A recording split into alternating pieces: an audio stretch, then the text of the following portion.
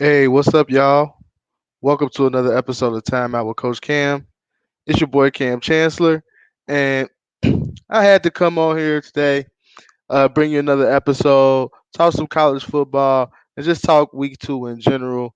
Um, you know, good slate of games, a great one last night. I'll talk about as far as the Ravens and the Chiefs. But first, I want to talk college football, and it's underway. And I just want to talk about the top 10. Just to read off the AP top 10 right now, you have Alabama at one, you have Georgia at two, Oregon at three, Oklahoma at four, Iowa five, Penn State six, Texas A&M seven, Cincinnati eighth, Clemson ninth, and Ohio State at 10. Now, you look at it and you ask, what's my gripe? Honestly, I look at it and say, not too much. To be quite honest with you, the gripe is not too much. I just want to know, what is the eye test? Like, what are the committee trying to see? Because if they go by the eye test, normally if a team is not playing well or doesn't beat a team that they supposed to beat by a lot or struggles with them, they normally drop in the polls, and they normally, don't drop just a little, they drop significantly. Now, I'm not sure what the committee is looking at far as Oklahoma concerns, and they may be the fourth best team in the country, but right now they're not playing like it. And this is a team that at home barely beat Tulane by 5 points. Last weekend, you just barely beat Nebraska. Barely beat Nebraska 23-16. Nebraska, newsflash, is not a very good football team. This is a team that lost to Illinois. So when I look at that, I say, okay, so what? So what are we looking at now? Because I feel like Oklahoma, is a team that should not be ranked fourth. Not by the way they've been playing. Not by the way they've been playing. Now I look at my Cats being eighth. That's cool, but the narrative is already starting at the end of the Indiana game. The announcer says, "Okay, this is a great win by Cincinnati. Unfortunately, they can't play a team of Indiana caliber or better every week." Hold up. That wasn't the question at first. First, they said schedule. So, schedule competition, let the chips fall where they may. Okay. We got Indiana, Notre Dame. We beat Indiana. Now it's, oh, too bad they can't play teams like this every week. No. Now I want to know if we can somehow go to Notre Dame and beat them. I just want to know how that will now how will they would change the narrative to move and find a way to keep UC just far enough not to make that jump. I'm interested to see that. I look at Clemson. I don't understand how Clemson is ninth. This is a team that has scored two touchdowns in two games. They did not look very good uh, against Georgia Tech. Georgia Tech's not good.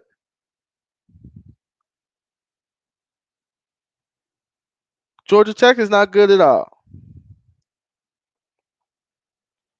And I'm gonna touch on these comments here in a second. And you got Ohio State at 10, which is fair. But I will argue that Ohio State just has not looked like the normal Ohio State team that we're used to seeing. And it's not me. I know how y'all. I know I get it. I'm not the biggest Ohio State fan, and I will admit that. But just being honest and being non-biased about the situation, this is not an Ohio State team that we're used to seeing, far as prior years. The quarterback is young, a little shoddy. The defense is shaky. This is not your normal Buckeye team. So I think they're a little rated a little high. Notre Dame has struggled this year, but they still won football games. At the end of the day, they won football games. They got a big game next week against Wisconsin, and I hope they win. Yeah, Cliff. I hope go Irish this week. Go Irish. Cause I want y'all undefeated when we beat y'all. And I'm gonna go up and read some of these comments. Let's see here. We got my boy Sosa said beat Indy and y'all were proving the ranking. Indiana is decent but not good enough. That's what we get all the time. But that's a solid Big Ten team. They got weapons. They got a All American wide receiver that was held to one catch. My All American versus your All American. We got Clifford. Go Irish. Yeah, go Irish this week only. This week only. Clemson trash. They're not a good football team. And I'm not understanding how the eye test is keeping them in the top 10 because they have played terrible on the offensive side of the ball since game one. Corey Brooker says we'll move you up to 5 or 6 just to gradually fall the rest of the season. That's why they probably gonna do is move the narrative. But teams gonna keep losing. They ain't gonna have a choice. They're not gonna have a choice. As long as we take care of business, they're not gonna have a choice. I have a feeling I will eventually lose. That's why I haven't talked about them teams because I think I will they eventually lose. Penn State they'll lose. These teams will eventually lose. I don't see Oklahoma going undefeated either. By the way they play, so we'll have our opportunity as long as we take care of business. Let's see here, guys. Boy Sosa again says, with UC being in the AAC, man, they're not gonna get no love. To me, UC went out. They will make the playoffs. Just gotta win every week, just like Boise State did that one year. Gotta win. That's what it comes down to. We take care of our business. Everything should fall in line. Um, in 2 weeks, that's everything. Honestly, that would mean a lot. But I think we got a chance, man. But it's gonna be tough. Indy got those big boys up front, but I think we ready for them. Let's see here. Indiana was a good win, but if they beat Indy, it's a statement game because in a way they gonna keep Indy in the play, keep letting Indy in the playoffs. Exactly. We just need to win. We win and take care of business. I think everything else is fine. Pac-12 out week outside of the Ducks, absolutely. Now, if Oregon loses, which I'm hoping they do, I hope they don't go undefeated. If Oregon lose, Pac-12 will not get a representative. They will not get a representative of Oregon. Oregon is their only chance at them getting a college football playoff spot. So I'll be actively rooting against rooting against Oregon for sure. Let's see here. Those teams, top teams, normally knock each other around. Besides Bama, exactly. Georgia at 2, they very tough. They're very good on defense, but I don't think they have enough offense to sustain and stay undefeated. Um, that's where my problem is on that side of the ball. So we'll see once they start playing some of their tougher part of the schedule in the SEC. But just looking at it right now, I'm not too worried about the rankings. Things will play out for themselves. UC just need to take care of their business, focus on the job, and keep winning football games. That's simply what it's about. And don't worry about anything else. 2 weeks is probably the biggest game in UC career. UC history. Excuse me. Um, I think this is the biggest game, in the program's history. So it'll be a big one, and I think it'll be a good game as well. Let me see here. We got UC not making the playoffs unless they expand the playoff. Look, man, I it's gonna be close this year. As long as we take care of business, I think if we beat Notre Dame, we will have a chance. That's a big if because you can't start off slow like you did against against Indiana. That's a big no. You'll be down in a hurry. So we'll see. But you got teams out just outside the top 10. I want to talk about. You obviously got Notre Dame at 12. Now Ole Miss. Ole Miss. Now this is a team that you know has a dynamic quarterback. And they have Lane Kiffin, and they starting to get that thing moving down there at Ole Miss, and could give some trouble. Those are the type quarterbacks that give Alabama some trouble. Um, Ole Miss is a team that I still want to see. I want to see, you know, continue to get better and continue to play games because they got a nice stretch coming up where they have Bama and they have Arkansas, who's ranked 16th. So we're going to see what they're about quickly. But that's going to be an interesting game. That's going to be a very interesting game. I want to see that quarter. I want to see Corral. I want to see him play against Bama defense. I'm not saying he's not any good at all because he puts up great numbers. I want to see it. And Lane Kiffin, hey, he got it rolling down there. He a good car. He started to figure it out now. His first go arounds wasn't that great, but he's starting to figure it out. He's in college where he needs to be, and he gonna be ready to try to come at Saban. He wants to beat him, but knowing that Nick Saban don't lose to his assistant, so that's gonna be interesting. Yeah, he's a very good quarterback. Definitely should be up there in the Heisman running. Yeah, Ole Miss. Let's see here. Indeed, didn't look that good. They haven't looked good all year, to be honest. Looks like they're taking a little bit of time, adjusting a little bit on defense, as far as Freeman's defense a little bit. So we'll see if we can exploit that. But on the other hand, Freeman knows you see like the back of his hand. It's going to be very interesting to see how that goes. Let's see here. Lane's wife. Cliff always paying attention to that. And let's see here. Thank you, Florida, for covering and making me some money. Hey, Florida played really, really well. Um, they ran the ball on Alabama, and that's something that you might have to look at trying to do. If you're trying to beat them, eat clock, score when you get an opportunity, take your shots when you have an opportunity, actually score 7 instead of 3, and you got a chance. Let's see here. Put some respect on Coastal Carolina. They're good. Coastal Carolina is very good. They're 17th right now. Um, they got one of the best quarterbacks in college. But I just I don't. You talk about UC schedule and conference. Look at who Coastal Carolina play. They're right now in the Sun Belt Conference.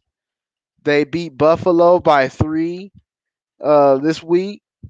I'm looking at their schedule. I don't see much of anybody. I'm looking at UMass, Louisiana Monroe, Arkansas State, App State. Okay, Appalachian State will be their biggest game left on the schedule. Texas State, Georgia State, Georgia Southern, South Alabama. They're going to be favored by 23 to 28 points in all of those games. So when you look at that, that's where for me it gets tough because they don't have an Indiana, they don't have a Notre Dame on their schedule to really see where they're at. So that's why I'm holding off on Coastal Carolina. They are a good football team. I do like them, but I don't know if I can, put them in the, far as that top 10 status. I don't think I could put them in there. Moving on to week 2 of the NFL. Looking at the games around the league, man, one thing that I'm gonna say that I feel like stands out, it's been some very, very, very good football games, and it looks so much better than last year. It does go to show you having a training camp, having a preseason, having the things that you need in order to prepare for the season matters. It matters. Um, and we're getting some good high quality football, and I'm enjoying it. I'm happy that football is back, and I'm happy the crowd is back. I went to the Bengals game week 1, so I'm definitely was happy that we're able to go. It's nothing like it. But just to touch on each game in week 2, uh, and I'll start off with the Thursday night game, the Giants and Washington. That was a surprisingly good game. I didn't think we'll get that many points, and I'm gonna get. I see y'all in the comments. I'm gonna get y'all. I'm gonna touch y'all. But I was shocked at how good that game was and how many points were scored. I was expecting around a 17-13 slugfest. but 30-29. You know, Daniel Jones. I'm not sure if he's the guy for the Giants. Um, Misses way too many throws. Um, and my boy, I don't know if he watching or not. Boy Antonio, when we talk about Daniel Jones, he'll run for 100 yards on you. He'll get gone on you. Why is he not labeled a running quarterback? I don't see him being asked to move the receiver or move the RB. So he got a hashtag. We got a hashtag going. Move him to tight end. Move him to tight end. That's the hashtag. Because Daniel Jones is not it. You can't blame Jones. Dude has to make that catch. It's not just that throw though, Diggy, and you said it right here. I had to mention on that. Uh, it's not just that. It's just throughout the course of the game. It's throughout the course of the game. And I'll go up here and touch on some of your comments. Steve Banks, Ravens fan. That was a huge game last night, man. Lamar Jackson pulled it out. Uh, it's just going to show you what good culture will do. I hate the Ravens because they in the Bengals division. I hate everybody else in the division. But you got to tip your hat to what good culture will do. Y'all got 100 guys injured, and it don't matter. Y'all found a way to pull out that win. Uh, J. Cool gonna laugh at me. The Bengals, tough loss, man. You got to find a way to win those games. If you truly, truly, truly going to take that next step, you got to find a way to win that game. The talent is spread out. Yeah, it seems like teams can be competitive with each other. It doesn't seem like it's too many bottom feeders outside of the Texans and the Jags. But even the Texans, they fighting hard. They playing hard for David Culley, and that's what building the culture is all about. They play hard for him each and every week. So hey, the Texans. I'm not gonna say they're gonna be good or anything, but you're gonna have to come to play to beat them. Let's see here. How about them Cowboys? Hey, that's a good win. Getting several turnovers on Herbert, hitting him several times. Defense played really, really well. And now you got to ask the question: if you talk about the Cowboys, Tony Pollard or Zeke, what do you do with Zeke at this point? Tony Pollard shows that right now that he has just a little bit more explosiveness, and he fits that offense maybe a little bit better than Zeke. So we have to see and look at that moving forward. Because in the offseason, you can see a scenario where Zeke is possibly traded. Let's see here. Next, let's see here. Great football being played in the NFL. I agree. Who they forget you, Cliff. That's why the Giants are terrible. Uh, let's see here. Let's see here, Bro Jones. Let's see. Daniel Jones is broke.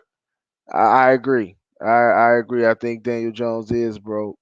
Um, I don't think I think he's damaged. Yeah. Cliff DJ is white. You know why. But no, I'm just saying though, at some point, like, come on, man. Like, you know what I mean? He ran for 100 yards, 10 carry, what, 9 carries, 95 yards. Like, it's Daniel Jones. So he said that drop pass changed the momentum. I get it. I get it. I get it. But I'm just talking about in general. Daniel Jones is just not a guy. He's too inaccurate. He doesn't take care of the football. Those are two things that you just can't have in a quarterback. And no, he is not Steve Young. Let's see. Here, let's see. He said, "Oh, both of them, bro. 1-2 punch." I'm just saying, you can't pay Zeke that amount of money for the production he's giving you. Yeah, I feel you where you coming from. 1-2 punch. But in this day and age, they're not going to pay Zeke that amount of money to do what he's doing. And that's just I just can't see that. He said my Broncos looking good. They looking alright. They alright. Defense nice. Teddy not turning it over. Things that I mentioned. Long as Teddy don't turn it over, y'all got a chance. I just don't think your offense is explosive enough. In Denver. That's all I have a question about. Let's see here. When are they gonna talk about DJ Zach Wilson like they do Haskins? Well, Zach Wilson, I mean, he in New York, so he's gonna get it soon. They both in New York. They get it. They get it harsh. Now Zach Wilson, he's just a rookie. They don't have nothing around Zach Wilson. Name their receiving core. I could give you Jamison Crowder. Who else? The second round pick that they were drafted a year ago, Denzel Mims. He's not turning out to be the receiver they hoped for. So we'll see about that. And you said Giants offensive line may be worse than the Bengals. Man, look, I don't know, Cliff. What I seen yesterday hurt my heart, man. It hurt my heart, seriously. Like, you don't understand the punishment that Joe Burrow took. I went back and watched the game. Man, he took a beating. He took a beating. And this is and y'all heard it here first, y'all. This is the first time I'll say I am worried about Joe Burrow making it through 16 games. After what I saw yesterday. After what I saw yesterday, that can't happen. That can't happen every week. They have to learn how to pick up blitz and stunts. I don't know, Cliff. Their Giants offensive line bad. The Jags offensive line bad. Bears bad. Vikings bad. But I don't know. Ours might take the cake, man. Seriously. Let's see here. All we need is someone to manage the ball, and that's true. That's true. Let's see. Haskins didn't have nothing either. Yeah, but Haskins, his work ethic just didn't. He shot himself in the foot often. If he was the first one in the building, last one leaving the building, studying, getting guys to throw after practice with him, maybe they would have put more faith behind him. But you got to remember, the coaching staff didn't even want Haskins to begin with. Daniel Snyder wanted Haskins. Jay Gruden did not. That's when you have a coach that don't want you there, it's hard to win. It's hard to win. You know. Let's see. So glad I didn't bet. I just knew y'all was gonna win.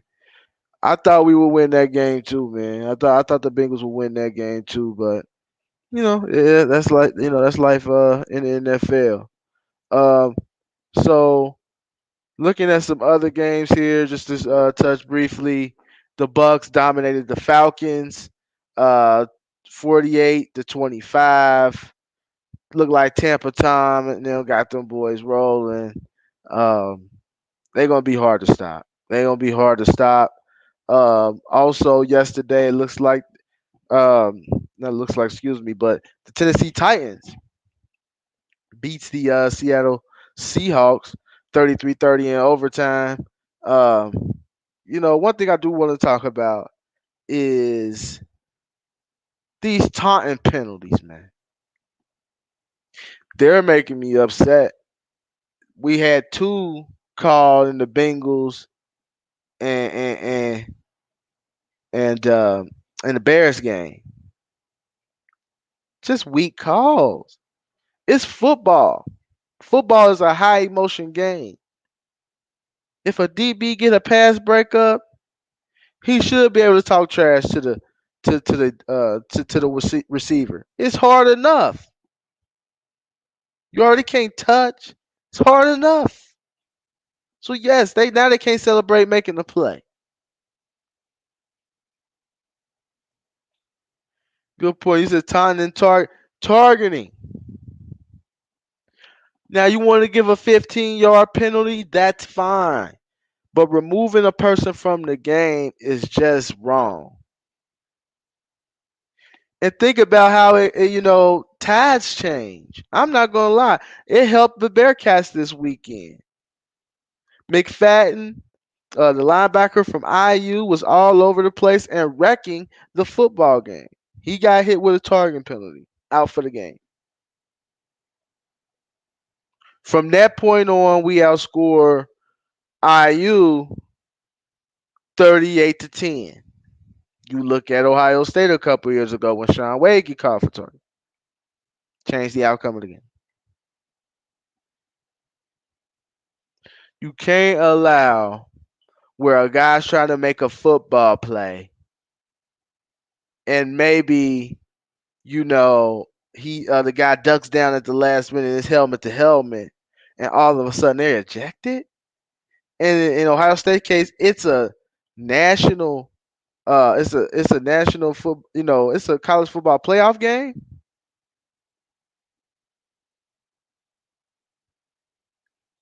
Yeah, it was the day you blocked me. You ain't even give me a chance to talk trash. You ain't give me a chance. But yeah, he blocked me, y'all. But anyway, yeah, Corey, it's a joke. It is a joke. They have to fix this taunting. They have to fix this targeting. Everything. Uh, let me see here. They said, but they're allowed to stay on the sidelines now. Yeah, I mean that doesn't make a difference. I mean, even him on the sideline and trying to, pump the team up didn't really give any motivation to Indiana. It was like they was dead in the water at that point. Just being honest, you know, it took the life out of them. It took the life out of them. So that stuff that has to stop.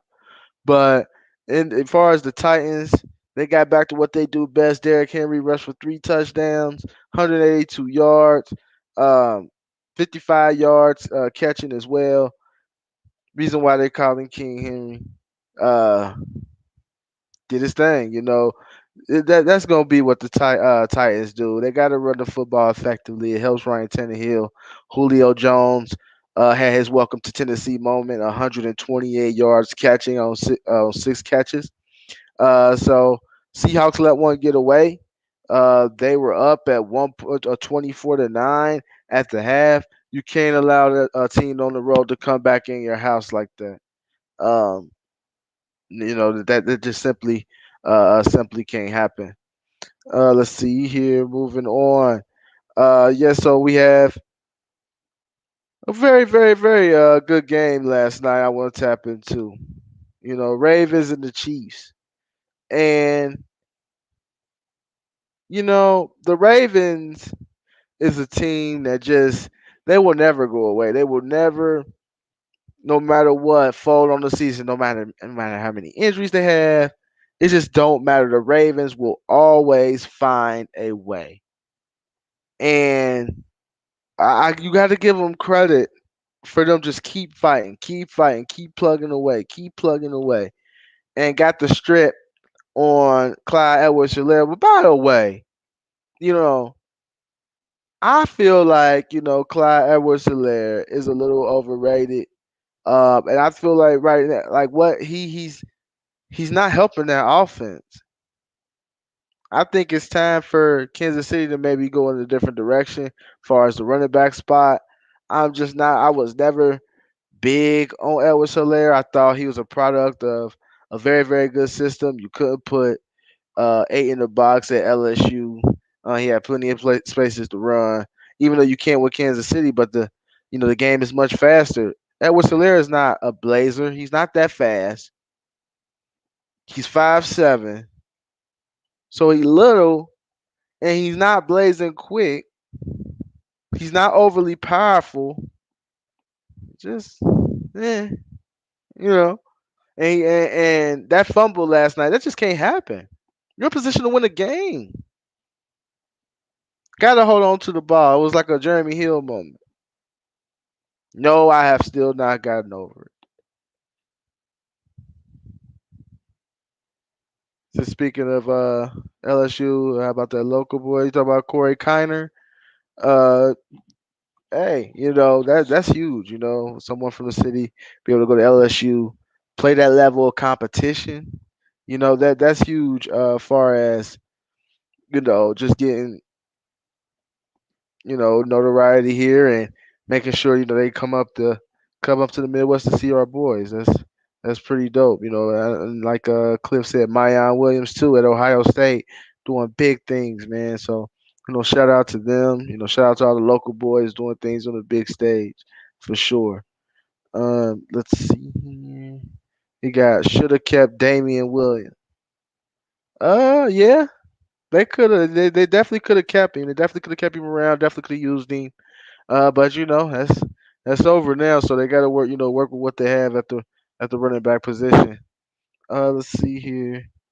But yeah, testament to the Ravens. Just keep fighting, keep playing hard, and found a way to win.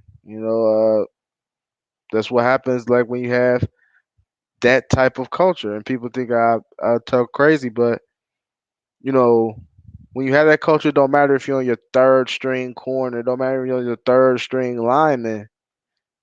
You find a way to get things done. It's that simple. You find a way to get things done. And hey, shout out to them. Vikings and Cardinals was a good game, 34-33. Cardinals are coming out exactly like they did last year.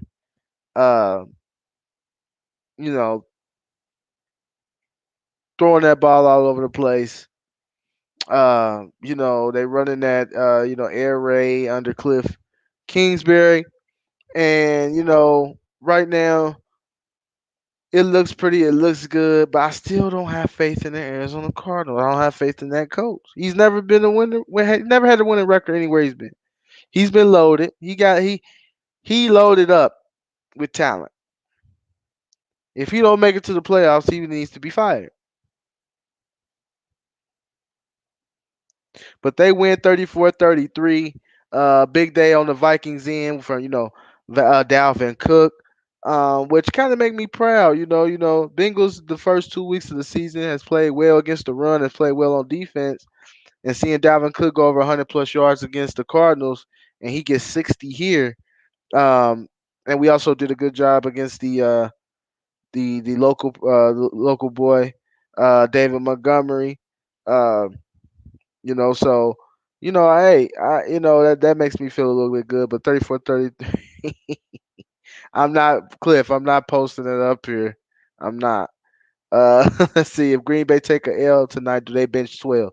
No, they don't bench. They don't bench him. But it's gonna be interesting. I want to see how they play tonight.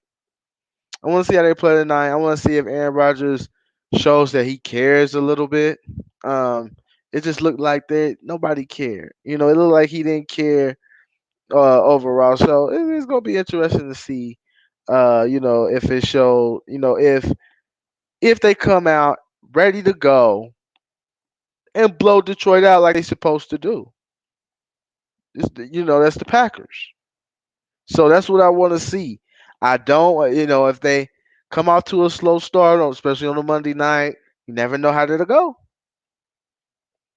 But it's something to be said. I said that the Packers may struggle just a little bit, because I you can't have that much drama coming into the season. You talk about players they let go, players they brought in. So the players that's here, like, well, dang, what about us? We just went to the NFC Championship last year. You talk about some stuff that happened years ago with Randall Cobb and all this. Yeah, he looked like he was out of it. He looked like he was out of it. He said he's trying to get traded, possibly, but the Packers are not gonna let him go. They got a NFC Championship type caliber roster. It's gonna see if they can get that thing together. It's gonna be interesting uh, to see. And this is a good question. How the Lions on Monday Night Football? I don't know. I have no idea how they're on Monday Night Football. I don't get how they got a spot. They could have put my Bengals in that spot now, but seriously though, they I don't know what they think about some of these matchups. Moving on, the Patriots and the Jets. Um, Not too much here. Mac Jones didn't turn the ball over. something that Zach Wilson did, but the Patriots feast off of rookie quarterbacks. Bill Belichick's known for that. 4 interceptions from Zach Wilson. You're just not gonna win games like that. Um, it's simple as that. You're not gonna win games like that. Zach Wilson, right now, is in a world of trouble. And you talk about teams that ruin quarterbacks. We have to start talking about the New York Jets, okay? Because Sam Darnold is obviously playing better, and they beat the Saints this weekend. They obviously playing better against uh uh Sam Darnold's playing better for Carolina. He was playing terrible with the Jets. They couldn't protect him. He had no one to throw to. Now Zach Wilson put in the same role, and you're getting the same thing. So who ruining quarterbacks? Can we put the Jets on that list?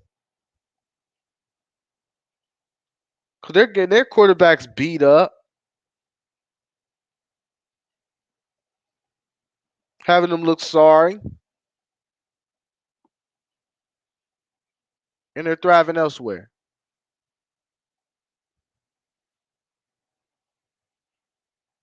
Christian McCaffrey will help anywhere. Yeah, but they got weapons. They got Robbie Anderson. They have uh, you know, DJ Moore. They got talent. They got talent. So that's those a game I was looking at as well.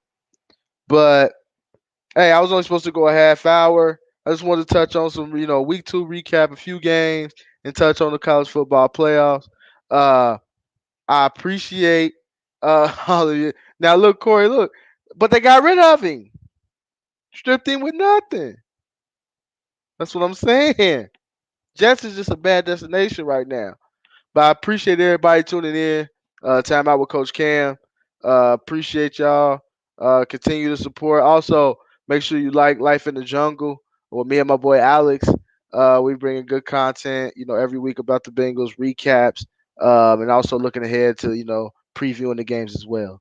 So make sure y'all continue to support. Make sure you like that page. Until the next time, peace.